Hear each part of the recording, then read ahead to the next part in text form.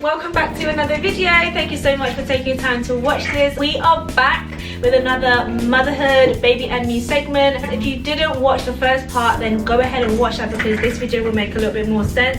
We're talking about C-section versus natural birth. Well, I got induced, but I still consider it as natural birth. So this is Temi and we've got 1-year-old. Guys, excuse the shenanigans that you will see. Disclaimer, we're just putting it out there, but we're trying to just make it as real as possible, and you know, sometimes it is what it is. In the first video, Temi was talking about her experience, so we got to the part where she was in the theatre room, and yeah, so she's gonna just share a little bit about what that was like, because I didn't think that you would be asleep, but I don't know what I thought actually when you have a C-section. Mommy. They keep you awake. Yeah. Okay, so tell us the C-section. So you was awake. Yeah. They numbed you. Yeah. So they numbed me, gave me some medication.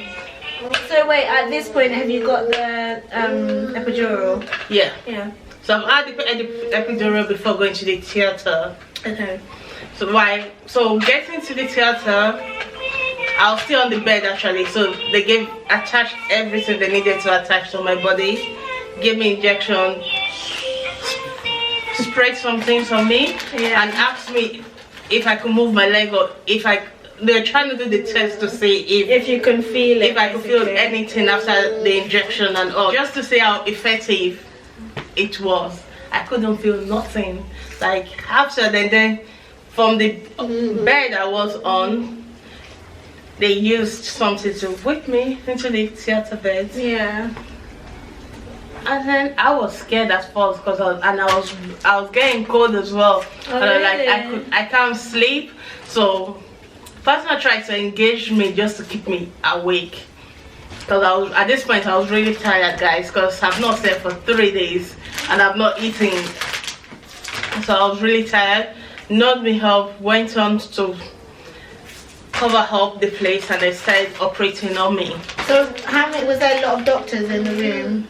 There was just not really. I think there was the 2 doctors, the midwife I was with, and then the midwife that was with me. So I was thinking in total, and one of the nurses, like the theatre nurse. Yeah. So about 4.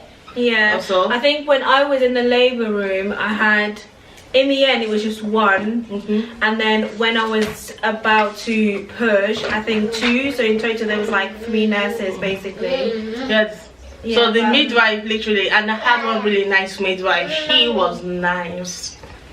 I think I was just blessed on the day, having really nice. Because so many stories like about horrible experiences with nurses and midwife, especially with first-time mums, because they just think it's okay, like it's fine. Yeah, and the rate of death as well with first-time moms is quite high, especially for black women. Black women. Okay, so at this point now, you're numb.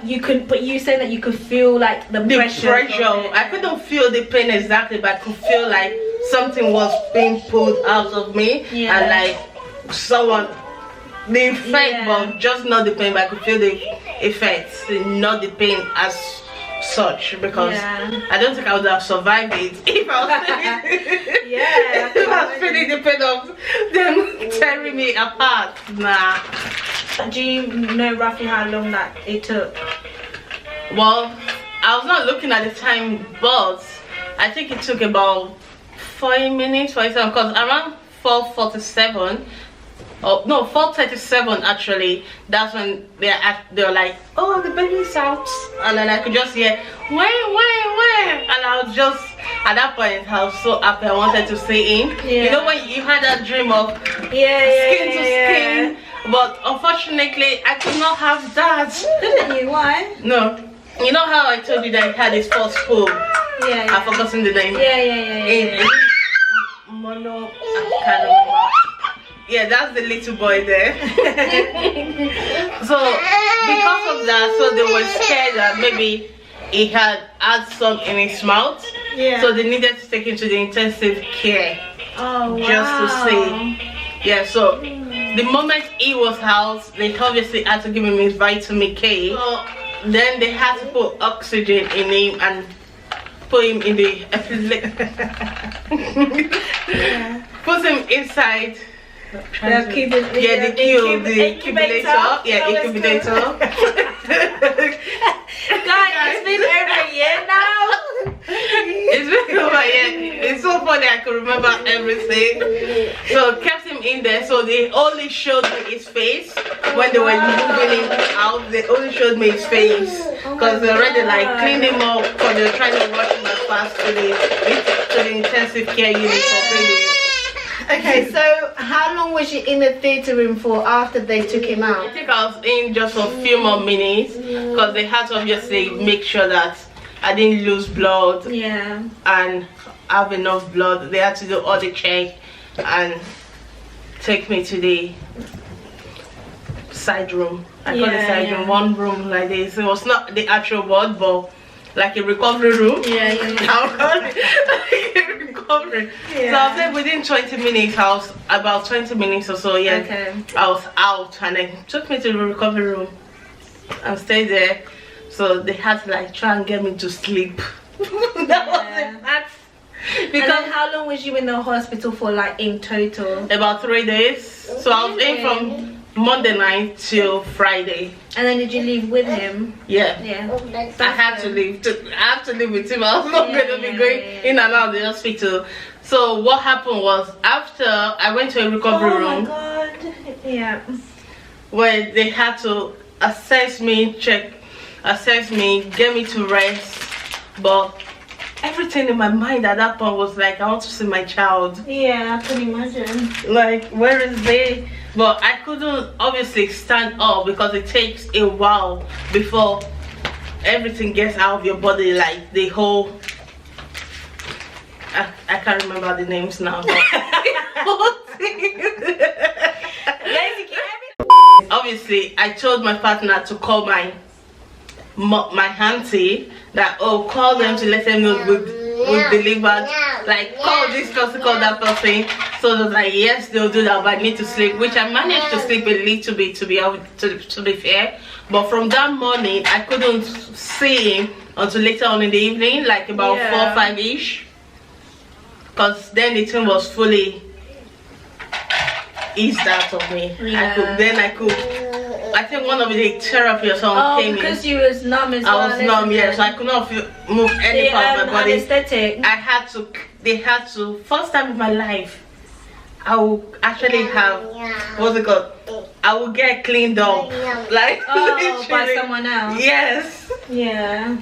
No, yeah, for the anesthetic to wear out of your body, it's a different experience on its own. Like, it's so weird. It takes so long. It took me till afternoon, really, to be honest. And then they had to take what's that thing they put for you to pass out urine? Yeah. They had to take that house. That was the first thing they took out, just to see if I could go to the toilet. Oh my god. So before they took it out and then moved me to a different room before actually taking me to the ward. And then they had to see if I could go to the toilet first. Yeah. Which eventually I did. A lady cleaned me up and all, like, I was like, yo, first time. We totally like empathize with everyone now, because with COVID, like, it's so different.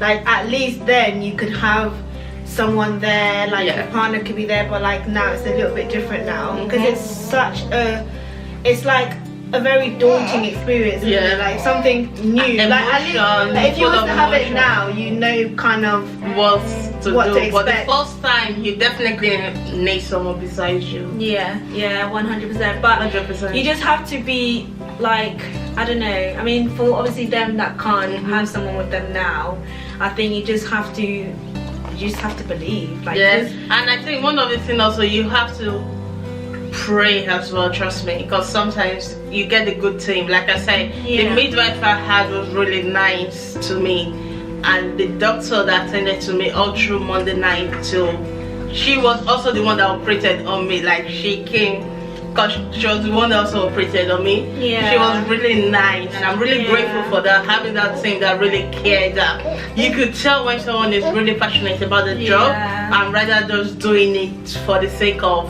just doing it, but and doing it's it so important to serve. Yeah, and I would say as well, like, if you feel like you're not being looked after, do not be afraid to speak. Don't be afraid to complain. Don't be afraid to like speak and say you're not happy, like because like we said before, like the rate of women dying, like first time moms dying, whether it's black women or ethnic minorities dying during childbirth, it's high.